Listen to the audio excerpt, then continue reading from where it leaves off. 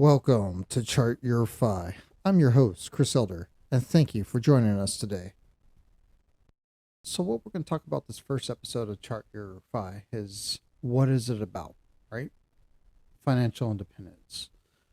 Well, my goal here at Chart Your Fi as your host is to help as many people as possible to achieve their life goals and to share in my learning experience from both my financial mistakes and achievements, and also review other people's blogs and posts and stuff like that, and just kind of digest the information that I find and share it with you. I'm by no means an expert in FI, but you know what? You can't become an expert unless you actually commit to it. And this is what this podcast and this blog is for. It's for me to document my research and my trials and errors as I go through this. So, a little bit about me. I grew up in Texas and moved to Washington State back in 1994. And I was raised by my dad up in Washington, and it was a single family situation. And my dad really, did the best he could. He worked his butt off, right? He was a workaholic, and I would attribute most of my work ethic from my father.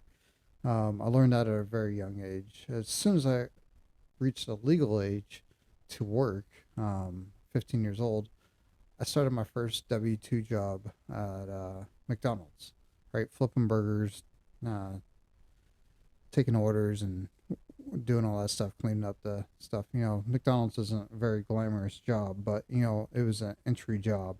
I was 15 years old, and most people I worked with, they were hard workers, but from what I remember, it was mostly teenagers with a couple adults running the rest of the show. Eventually, I ended up working my way into another restaurant, being a being a host and an expo, and also uh, into an elderly home. As I worked at the elderly home, I was doing another gig, my side hustle at the time, and this is all before I graduated high school. I was running a crew of three, doing landscaping. Right, pretty much would just go out there, word of mouth. I got a lot of people that just needed some help. Mainly older people that or people that had kids that just didn't have time. I had a whole bunch of yard work that needed to be done, and like I said, it was all word of mouth. I think I put up a couple professional cards that I made through one of those card services back in the day, and yeah, you know, it worked. Then after I barely graduated from high school, I enlisted in the Navy.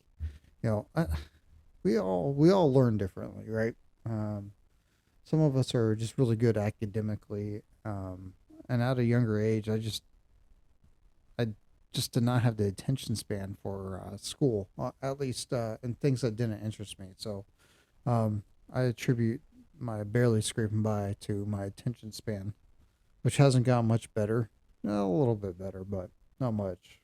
So after I graduated high school, I found myself enlisting in the Navy, and then I was getting a steady paycheck every first and 15th, and for an 18-year-old, it was quite a bit of money.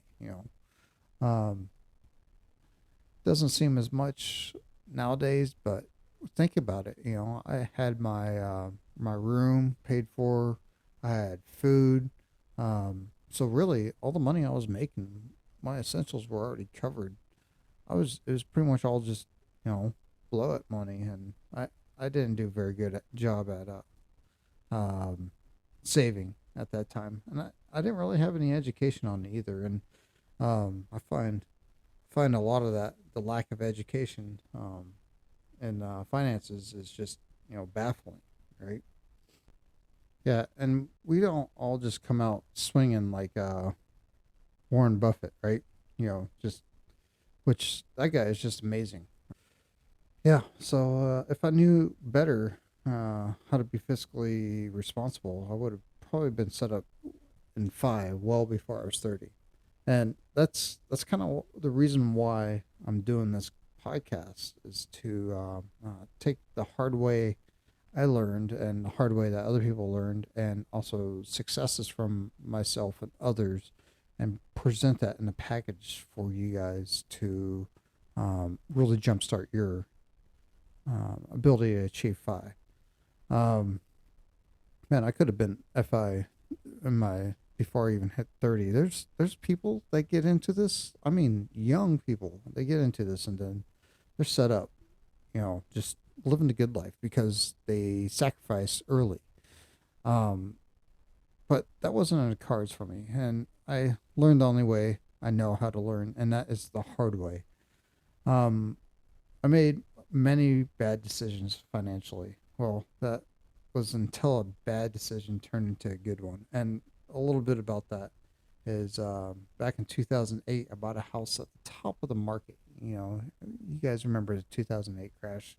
Well, most of you guys that are listening to this remember it as adults. And at the time, I was a very young adult with a very expensive house that I just bought. A house that I should have never qualified for. But hey, you know, it it is what it is, and it actually was. In hindsight, looking at it, probably one of the best decisions I ever made. Right, my uh, girlfriend at the time, Sarah. That's my wife today. Hi, Sarah. You are the love of my life, and it is your birthday today, officially in the States, because right now we're in Japan. A happy birthday. I love you. So it was one of the best mistakes I ever made, because one, my wife and I bought it in our name at the same time. So it held us together through thick and thin. And you know how young relationships are, they're pretty fragile at the beginning. But what's even worse is my financial mistakes. Um, Man, like I said, I was barely making any money. I was a third class petty officer when I bought that. So third class is a E4 in the Navy, um, and they do not make much. I was, and my wife at the time she was in school. So um, the only reason why we made it through that is because of her family. Her family got us through. We made some hard decisions, and at the time we decided for me to take some orders in an isolated area, right? So Sarah moved back with her mom and was going to college, and I went to Guantanamo Bay. Yeah, that was a interesting time. Um, that was about 15 months. So I made a hard decision to separate for 15 months, and ended up paying off because I probably would have lost the house. And it was just tearing at us financially and tearing into the relationship. It's funny how you know money can do that to a relationship. So FI is not just about being like a rich Scrooge McDuck. It's about being financially free. You know, free yourself of that burden. So Sarah and I ended up consolidating once I came back. Right, we consolidated. What did we consolidate? Well, while I was in Guantanamo Bay, I had like this little vacation period where Sarah came and met me in Florida.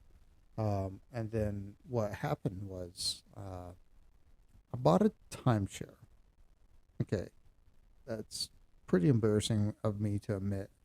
Uh, Literally, the house was a bad idea, bad decision. I mean, a good bad decision.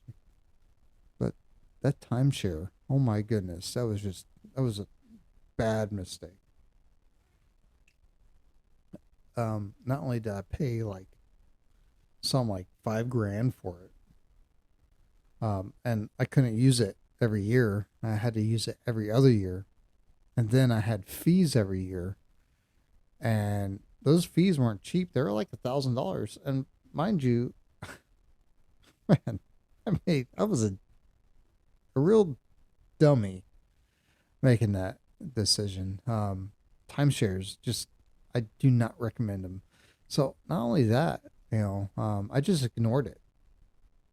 Yeah, it didn't go away. I'll tell you that right now. Ignoring it does not make it go away. They just kept charging me. They kept harassing me. Eventually, it took 5 years for me to finally just say, enough is enough. So I think it was um, right around, yeah, 5 years. I finally got rid of it. So I paid it off, 3 years later. I realized I couldn't use it right around that time, but I was just furiously mad at myself for ever buying it. So we paid it off when I consolidated all my debt and started following Dave Ramsey's principles using the snowball. But after that, I found a lawyer and I had to pay 5 grand, 5 grand to get rid of it. Totally just, took that money, 5 grand, put it in the toilet, flush it. That hurt. That was probably at that point, the point where my FI, you know, started to click. Hey, that was $5,000. It's, you could always earn money back. That's true. You could earn money back. But what about the time that it took to make that money? I'll never get that back. All right. So we dug ourselves out of a hole utilizing Dave Ramsey's principles. And it was mainly my dad. Sarah's very good at keeping budgets and stuff like that, and she's phenomenal at doing our budget. Um, she she put up with my debt, so we ended up becoming debt free. Not right away; it took a while. We just pretty much strapped our boots up and just started hacking away at it. Um, so this house that we were in, that we still owned it. Then around, what was it, 2012, right? Yeah, 2012 ish. Let's just go around that time frame, 12, 13, whatever it was. We decided to buy another house, right? Because why not? That was an awesome deal for us, right? And then we ended up turning that around. I'll go into more details on that, and then we ended up buying another property, and so on and so on.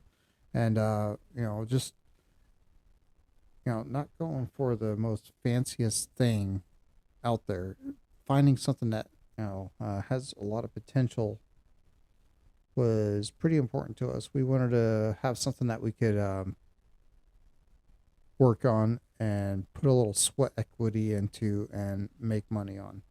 Um, that's kind of where we went into. There's a lot of other things, but that and just Sarah worked a full time job. I was working a full time job. We were working a side hustle together, multiple side hustles, not all successful. You know, um, and that's the most important part is not all your side hustles are going to be successful. Even the ones that you love. You'll find that you probably didn't love it as much. It takes, when something takes your time, which is the most valuable item you have in your possession is time, because no matter what, you can never get it back. Um, once once you start spending your time on things, you'll realize what's really important, right? So today, I'm I'm a couple years from retirement now, um, and that's also another reason why I'm really getting into this is because I want to make sure that my family is set up. You know, I want us to enjoy retirement, whatever that looks like for us. Uh, I'm not saying I'm going to be hanging out on a beach sipping pina coladas all the time, but um, sure would be nice just to be able to break away and go do that without worrying about money. Yeah, let's talk about people that inspired me to where I'm at today. So you got Dave Ramsey. I've mentioned him a couple times, and I just want to kind of go over his baby steps because that really inspired me to get where I'm at right now. I'm not saying I followed every single one of these steps, but um, he's got some really good stuff, and especially if you never had any back history on finances, Dave Ramsey's your guy. I would recommend Dave Ramsey to anyone, and I do. I recommend him all the time. I'm probably recommend him so much that people think I'm getting paid to recommend his books, right? So let's just talk about the baby steps, right? You got baby step one, save $1,000 for your starter emergency fund. Got baby step two, pay off all your debt. Baby step three, save 3 to 6 months of expenses and a fully funded emergency fund. Baby step four, invest 15% of your household income in retirement. Save. Baby step five is save for your children's college fund. Baby step six, pay off your home early, and baby step seven, and these are all great. But I'm gonna have to admit right now, I did not follow every single one of these baby steps. But this guide, these books, his radio show really, really helped me out. Um, check it out. Just take a look at Total Money Makeover, Dave Ramsey. If you've never ever picked up a financial book, it is a financial book that will speak to you. The biggest thing that I took away from it is when you're down in the dumps, right, and you're financially just in ruins, and you're dealing with payday, you're living payday by payday. You know, I know how that feels, but you gotta look in the mirror and look at that person on the other side of the mirror and point at them and say, "This is enough." So that little step right there of looking at yourself in the mirror is what spoke to me in that book. And I really did. I looked at myself in the mirror. I didn't like what I saw. I didn't I did not appreciate how I treated my finances. So take a look at Dave Ramsey and his baby steps. Um, Recently, what inspired me to even do this chart your FI was actually Choose FI. So Choose FI, you guys pretty much inspired me to do my own blog and my own podcast. If I did not run across you guys, and I'm gonna do a shout out to Isaac Medina because you connected me to these guys. Um, these two amazing Brad and Jonathan. They are awesome, very well spoken. They are all about doing the same thing that I am, is help out people, right? And they're doing really good with all that. So, John, Brad, thank you. I hope you guys are listening to this so you could hear that this is me accepting your challenge and, you know, bringing Fi out, making it to where it's not just, um, uh, taboo talking about finances, you know, and really there is a taboo behind it, isn't there? Just imagine if someone comes up to you and says, "Hey, do you save like 15% of your pay and put it in retirement?" Or, "Hey, what do you guys do for like frugal? Like what's frugal?" And man, there's a negative connotation with being frugal, but why? Why is it looked at badly to save money? You guys all go for those J.C. Penney sales, right? Took those away and they fired the CAO. Man, it's funny how that works. So, yeah, Choose Fi. You guys are rock. Again, thanks. I'm also going to talk a little bit about another blogger that really just I've already recommended his book to everybody. It's The Golden Arbitrage, written by Grumpus Maximus, and there's going to be some future episodes on all the stuff that I just talked about, because there's just so much good stuff talked about. Man, I wish I could even get this guy on my podcast because they are amazing. Grumpus Maximus and the Golden Albatross. Really take a look at that, especially for those military members that are getting close to that retirement age. He talks a lot about the mental aspect of being in the military and going for pensions, and it's pretty good. It's a really good read. So yeah. So why did I choose Chart Your Fi as a name, right? So if you haven't figured it out, I'm a sailor, right? And it could have been a roadmap to Fi, or could have been any kind of like traveling to Fi or whatnot. But Chart Your Fi really spoke to me as a nautical term, because even the most experienced financial person still needs to map it out, right? You need to write it out, and putting it on paper is going to ensure that you succeed. So the next podcast will be about navigation charts and kind of the foundation of what Chart Your Fi is all about, right? So that's what I'm about. I'm about helping people with their life goals, helping people understand Fi, reach their own Fi, and learn from mine and others' mistakes and successes. So, again, thank you for listening to this, and I look forward to growing in Fi with you.